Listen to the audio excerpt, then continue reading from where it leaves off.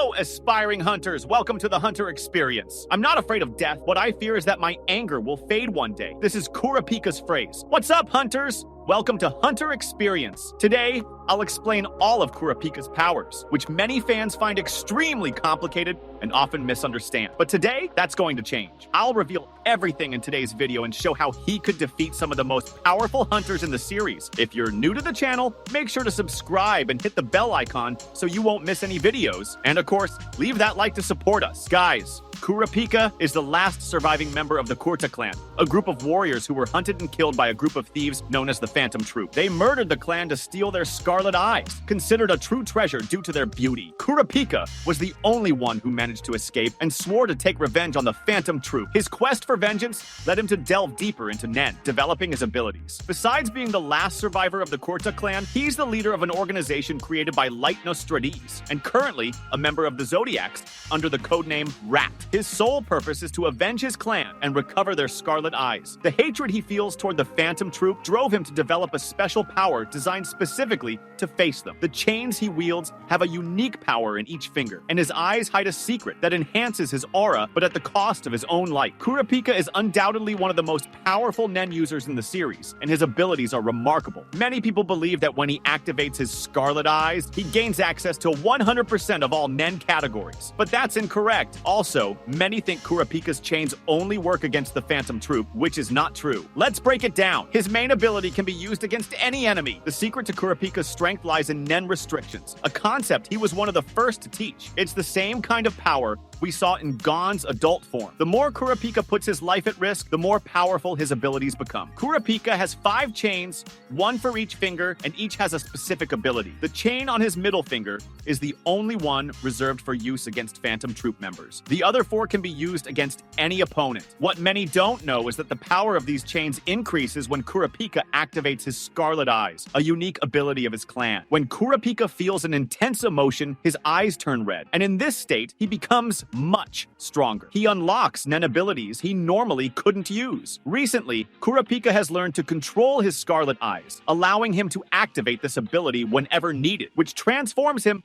from a simple conjurer into a specialist. Here's a common misconception. Kurapika doesn't gain 100% power in all Nen categories. When we analyze the Nen chart, we see that power is divided into different categories, like manipulation, transmutation, conjuration, enhancement, and emission. The perfect example is Gon, who has great mastery in conjuration and manipulation, but scores lower in enhancement. Even with his scarlet eyes activated, Kurapika doesn't reach 100% power in all categories. He can use up to 100% of his strength and precision in a specific category. But since he's a conjurer, he'll never achieve mastery in all. His scarlet eyes enhance the efficiency and precision of his abilities up to 100%, but he's still limited by his Nen type's restrictions. Now let's detail Kurapika's chains and how Emperor Time affects each one. The first chain is the Judgment Chain, located on his little finger. It uses conjuration, emission, and manipulation. At the tip of this chain, there's a stake that pierces the victim's heart. Kurapika can issue commands to the person trapped, and if the command is disobeyed, the stake pierces the victim's heart, killing them instantly. He can issue up to 2 commands at a time and can dispel them at any moment. However, due to his low affinity with emission and manipulation, he can only use this ability when Emperor Time is activated. The second chain is the Dowsing Chain, located on his ring finger, and it uses conjuration. Kurapika frequently uses this chain for defensive and offensive purposes,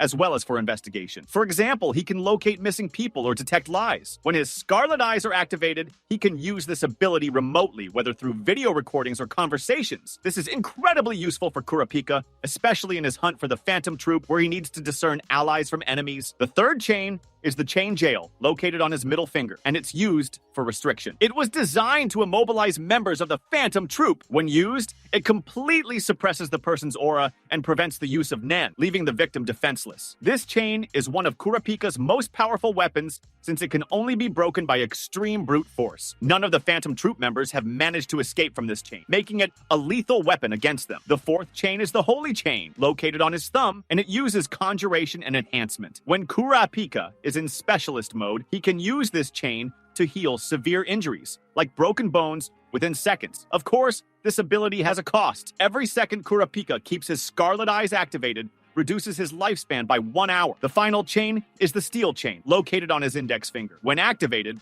It creates a syringe that drains the target's aura and steals a Nen ability. The process is excruciating for the target, who becomes unable to use the stolen ability until it's returned. Kurapika has already used this ability to steal Nen powers from 2 individuals, making it one of the most powerful abilities in the series. This makes it an extremely overpowered technique, giving Kurapika access to techniques he wouldn't otherwise be able to use. Finally, we have the Steel Dolphin, which is summoned when Emperor Time is activated. This dolphin has syringes on its fins and can inject stolen abilities into others, allowing even non-Nen users to utilize these abilities through a device implanted in their ear. The dolphin can even communicate telepathically with the person, guiding them on how to use the ability. However, all stolen abilities come at a cost. They can only be used once and then return to their original owner. Since Kurapika keeps Emperor Time activated, he loses an hour of his life for every second he uses this ability. This makes his powers extremely potent, but also incredibly risky. That said, as I mentioned earlier, the Judgment Chain is a restriction Kurapika imposed on himself to maintain